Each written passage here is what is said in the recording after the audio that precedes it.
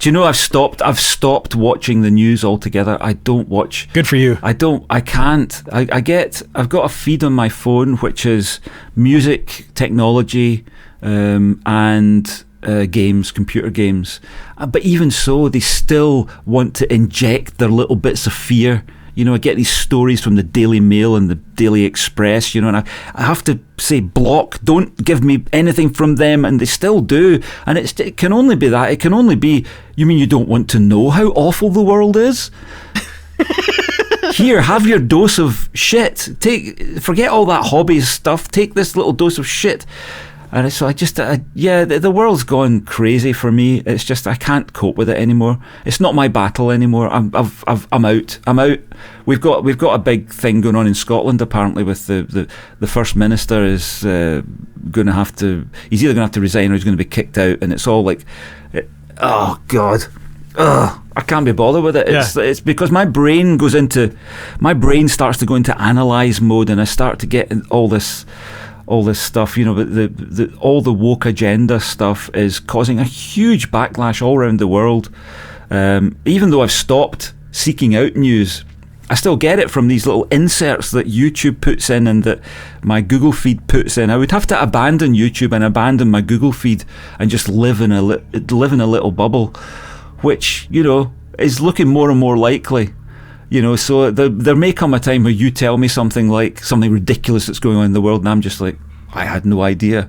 But at the moment, I still have some sort of perspective on it because I still get these little dribbles of nonsense come through. But it's just so fucked up, and I think our future. Our descendants, your kids or their kids or somebody is going to look back at this time and go, what on earth were they on? Were they all tripping out on acid all the time? Because why would they think any of those things? It's just, you know, I watched again, part of the YouTube feed. It's about a 20 or 30 minute video. I didn't watch all of it because I felt as though I knew most of the agenda, but it was about global warming, and it was about all the evidence, the way the evidence has been warped and all of that to make us all terrified of doing anything, you know. And it's just so awful that we have to be in that position. But the good news is, I think people are recognising it. I think all around the world, people are. There seems to be a divergence. There seems to be people going. I mean, I don't even think these labels apply anymore. But people going right and people going left. I don't think those labels really apply the way they used to. I know what you mean. Fork in the road kind of thing. But there's people just buying into, like my daughter. She's 21. She buys into all of that kind of stuff, you know.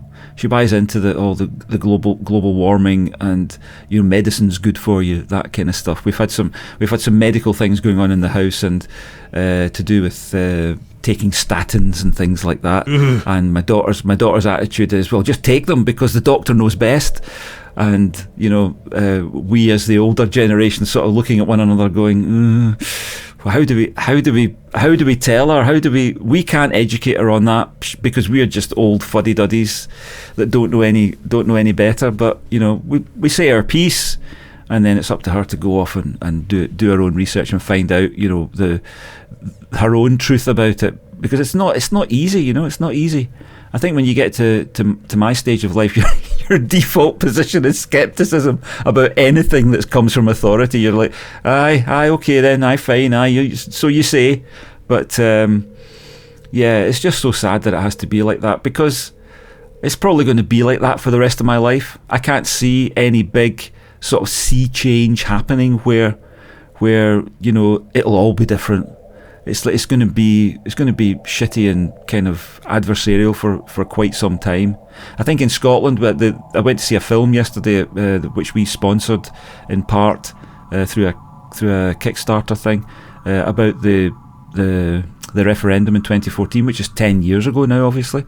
And so we sort of relived that yesterday, and there was quite a lot of tears in the audience. You know, there's quite a lot of people, just my wife included, sort of remembering back to that time when we could have changed things. We could have changed things, at least here, which is the only place you can change things. I can't change things in Canada. You might have an opportunity to change things in Canada, but I can't change things in Canada or America or even England. It doesn't matter what I do. The English don't care how I vote. The only place I can make a difference is here. And I think when people realise that, the things can change because you can make it change here. But we fucked up and we made the wrong. Well, it'll end up that we made the right decision when we decided to stay with the UK, because everything that we said would happen, all the horrible things we said would happen, have happened. So if there is a next time, then that the arguments that they made won't hold any water, because everything we said, all the horrors we said would happen, actually happened. So we've got that on our side, but whether we'll get another chance, I don't know. But I think all around the world that's happening. People are sort of, it's like a kind of, it's they're waking up, but the mechanisms are not there to make change easy. And I suppose neither should they be, because if you could change things at the drop of a hat, it would just be chaos. Yeah. You need some stability, but the stability is so difficult to see how you would achieve it, because I think there's a manufactured vacuum in many societies, which is leadership. We don't have systems that create good leaders. The leaders almost have to come from outside. They have to come from elsewhere, because our political systems weed out anybody who would be a great leader. Because we had a guy here, a guy called Alex Salmond, who was the guy who got us the referendum. A brilliant guy, very clever. A lot of people didn't like him because he was a bit smart-arsed. He was very clever, but he would let you know that he was very clever. And a lot of people didn't like that. But he nearly got us there. But after it was all over, and in the years after that, he was persecuted by the media and by his own party, because they were pressured into a position where they had no choice, and he was accused of rape and sexual assault. That's the default. Yeah, that's how they ruin everybody. Yeah. Yeah. And he went through that. The BBC had a whole thing where they were waiting outside the court for the verdict, where they fully expected him to be found guilty of all charges, and he was found guilty of none, because it was a jury, and the jury went, Alex is a touchy-feely guy. Yeah. I've never met him, but I've seen him. I've seen a lot of footage of him, and he's the kind of guy, when he walks up to you, he'll shake your hand. He'll put his arm on your shoulder, touchy-feely. That kind of guy that makes a big impression on people who meet him, because he is that kind of guy. So yeah. I think one of the accusations, it turned out, he put his hand on a woman's waist. That's rape nowadays. To just get her through a door or something like that. He'd something like that. And he'd had an incident where he's been married to the same woman for like decades. They've got a very stable marriage, but the pressures of life and all of that. He had this brief, heartfelt moment with an assistant of his, where they went up to his bedroom, and there was some problem that he was talking about, and she was alone with him in the bedroom, and they had a moment. There was nothing inappropriate, nothing either of them should be ashamed of, but they had this emotional moment, and she was asked by the police to make this into an accusation of inappropriate behaviour. But when she went to court, she said nothing happened. And he behaved entirely appropriately. So she didn't respond to the pressure, and it turns out one of the first things that happened, which made me realise that Alex was probably okay, is he took out an injunction against the press identifying the women that had accused him. He took out that injunction to stop the press identifying these women, because he knew once they were identified, their lives would be ruined. So I thought, well, that's extraordinary. That's a good man by the sounds of it. That's leadership. And we've lost him as a leader, because of those accusations. He can't make any mileage now because it's the same as Julian Assange. The number of people that you bump into or you talk to online who say Julian Assange, the rapist, and you could. No, that's all gone away. It was all fabricated. Yeah. And it was fabricated against Alex, but they know it'll stick. Alex Salmond, the rapist. No, not really. And it's weird because when it happens to your guy, you know about it. And when it happens to somebody else on the other side, you're happy to say, Donald Trump, racist, rapist, conspiracy theorist, narcissist, all those kind of things. You're happy if you're opposed to Trump to take all of that. But when it happens to your guy, in the UK we had Jeremy Corbyn, who was a left-wing politician down in London, and he got the same treatment. He was a terrorist. He was a Hamas sympathizer. He was a Jew hater. He was an anti-Semite. They had pictures of him.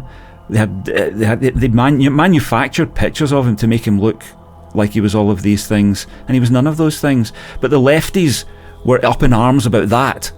Like when it was happening to their guy, they could see it plain. But when it happened to Trump, try and convince them that it was the same thing happening to Trump, that none of the accusations were real, and they wouldn't have it.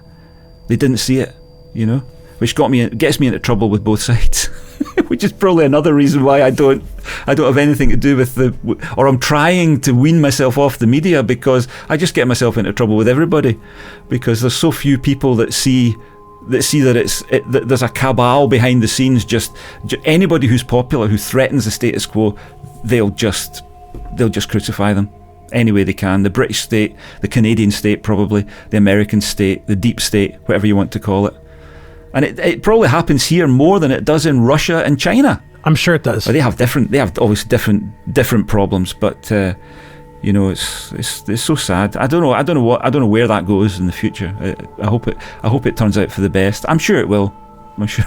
He said hopefully. I'm at the same feeling, and as the feeling of not caring or losing any desire to affect change, or feeling you have no